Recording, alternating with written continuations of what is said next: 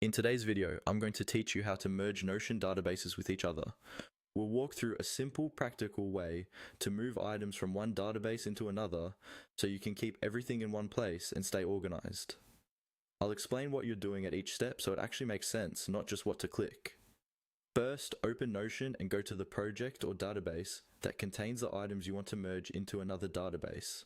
This is your source database.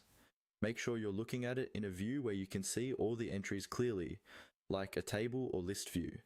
If the database is part of a larger page, scroll until you can see the individual rows or cards that you're planning to move. Next, you'll need to select the items you want to move. Hover over the left side of a row until you see a small checkbox appear. Click that checkbox to select the first item. Then go down the list and click the checkboxes for any other items you want to include in the merge. Take a moment here to double check your selection because everything you select is going to be moved to the new database. Once you've selected your items, look toward the top or near your selection for a menu with options related to those checked entries.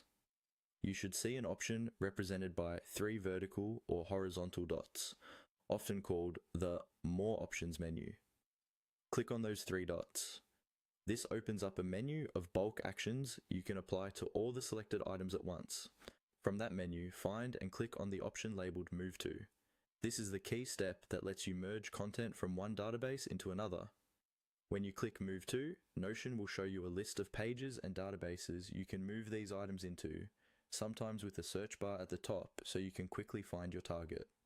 Now, in the list that appears, choose the database where you want all these selected items to live from now on. This is your destination database. Click on it once to confirm your choice. Notion will then move all of your selected entries into that database, keeping them together and effectively merging the contents. After the move, go to your destination database and review the items that were just transferred.